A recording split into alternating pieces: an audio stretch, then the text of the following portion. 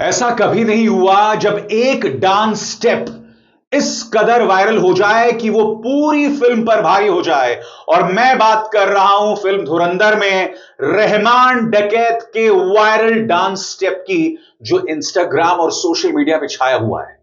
ऐसा शायद ही कभी होता है दोस्तों, जब एक एक्टर जो कि मेन हीरो भी नहीं है, मेन लीड भी नहीं है, उसकी एक्टिंग, उसके जलवे की वजह से वो पूरी फिल्म पर छा जाता है। और मैं बात कर रहा हूं अक्षय खन्ना की, यानी कि धुरंधर के रहमान डकैत की। हेलो, वेलकम, खुशामदीद, नमस्कार। आप देख रहे हैं कैसा शो जिसका नाम है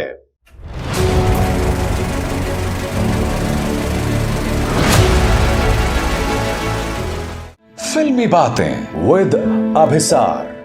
तो दोस्तों, आज फिल्मी बातें विद अभिसार में हम बात करने वाले हैं रहमान डकैत उर्फ अक्षय खन्ना की। कभी कभार ऐसा हुआ है दोस्तों, जब एक साइड एक्टर, एक कैरेक्टर एक्टर फिल्म पर इस कदर छा जाए कि मेन हीरो उसके सामने दब जाए। मैं आपको याद दिलाना चाहूंगा, इससे पहले एक और फिल्म आई थी जो बहुत वायलेंट थी, एनिमल। उसमें बॉबी देओल का बमुश्किल 15 मिनट का रोल था, मगर वो फिल्म पर छा गए थे। मगर फिर भी एनिमल रणबीर कपूर की फिल्म थी। जहां तक धुरंधर की बात है, धुरंधर की खास बात यह है कि इसका जो नायक है यानी रणवीर सिंह, वो हमेशा साइड में रहते हैं और फिल्म पर छाए हुए हैं इसके खलनायक यानी कि कैरेक्टर एक्टर्स। मसलन अक्षय खन्ना, संजय दत्त, अर्जुन रामपाल, राकेश बेदी, इन सब ने अपने एक्टिंग से धुरंधर पर जबरदस्त छाप छोड़ी है। दोस्तों, आप जानते हैं कि धुरंधर पर मैंने रिव्यू किया था और मैंने इस फिल्म को धाकड़ बताया था। इस वक्त धुरंधर बॉक्स ऑफिस पर धाकड़ दस्तक दे रही है, धाकड़ बिजनेस कर रही है। और आपने मेरे रिव्यू में देखा होगा कि फिल्म एक शानदार स्पाई एक्शन थ्रिलर है।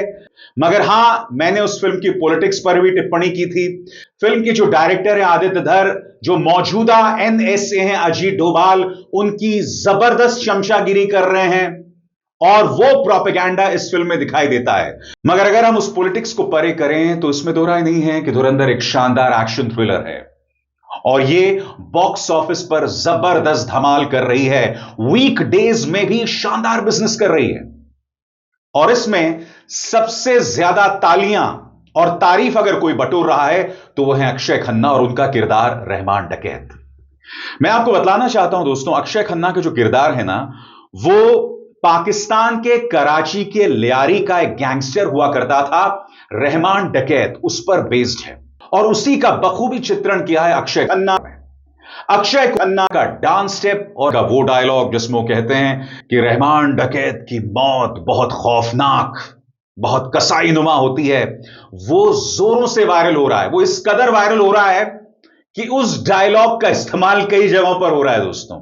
यानी कि जहां पर वायलेंस का कोई लेना देना नहीं है, यानी कि जहां सासू मां की बात करनी हो या पत्नी की बात करनी हो या किसी दबंग दोस्त की बात करनी हो, कि रहमान डकैत की मौत बहुत कसाईनुमा होती है, हर जगह उसका इस्तेमाल हो रहा है। और जहां तक अक्षय की बात है, उनका यह डांस स्टेप, जब वो एक बलोच शादी में घुसते हैं और डांस करते हैं, ये जिस तरह से वायरल हो रहा है, क्या कहा जाए। और मैं आपको याद दिलाना चाहूंगा, इसी तरह से बॉबी देओल का जो डांस स्टेप था एनिमल के अंदर, वो भी वायरल हुआ था।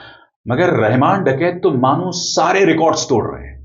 आज मैं बात सिर्फ रहमान डकैत या धुरंधर की नहीं करने जा रहा हूं। आज मैं बात करने वाला हूं अक्षय खन्ना की, फिल्म इंडस्ट्री का एक निहायत ही टैलेंटेड अभिनेता जिसके साथ आज तक इंसाफ नहीं हुआ। जैसे कि आप जानते हैं, विनोद खन्ना के बेटे हैं। इनका जो डेब्यू हुआ था वो 1997 में एक फिल्म के साथ हुआ था जिसका नाम था हिमालय पुत्र। हिमालय पुत्र बॉक्स ऑफिस पर फ्लॉप रही, मगर उसके बाद अक्षय खन्ना फिल्म इंडस्ट्री में किसी ना किसी तरीके से बने रहे। अब लौट चले उनकी फिल्म आई।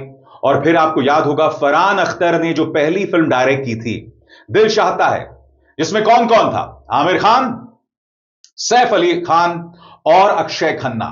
दोस्तों, मैंने दिल चाहता है न जाने कितनी बार देखी है और मुझे अक्षय खन्ना का किरदार सबसे दिलचस्प लगा था। क्यों?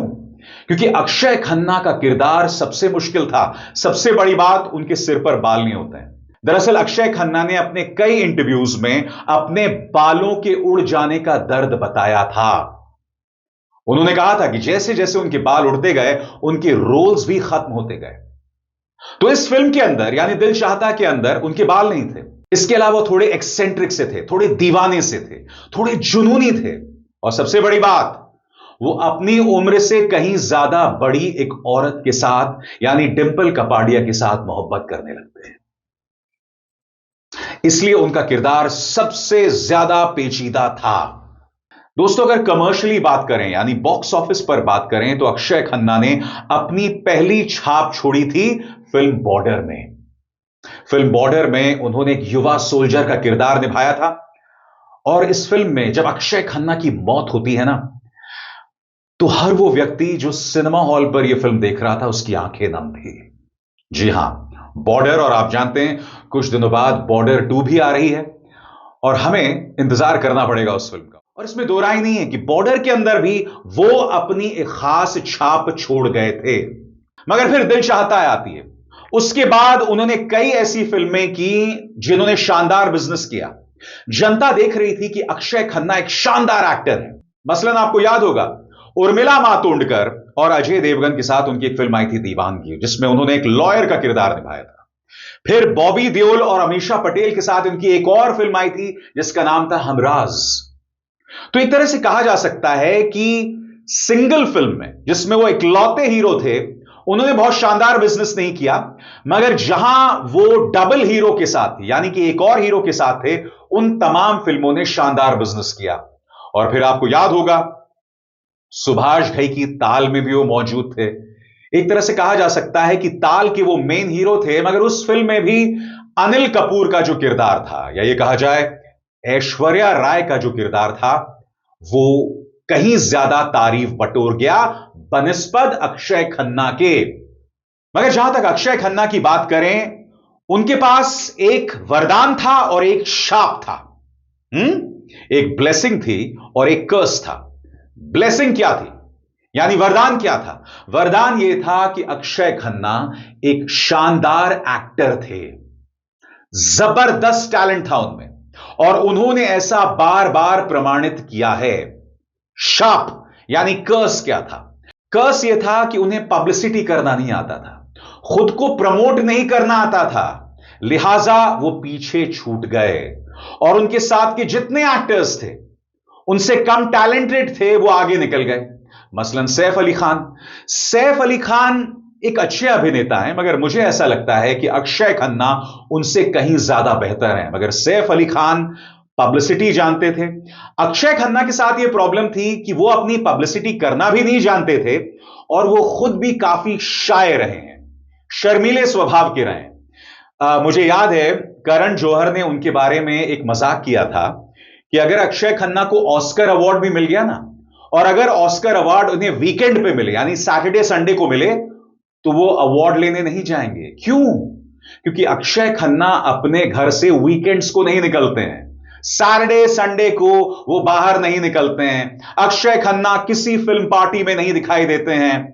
सबसे बड़ी बात, अक्षय अपनी प्रिवेसी को, अपनी निजता के बारे में इतना पॉजिटिव हैं कि उन्होंने अब तक शादी नहीं की। जी हां, वो कहते हैं शादी करने की क्या जरूरत है, मैं अकेले रहना चाहता हूं। ऐसे हैं अक्षय खन्ना।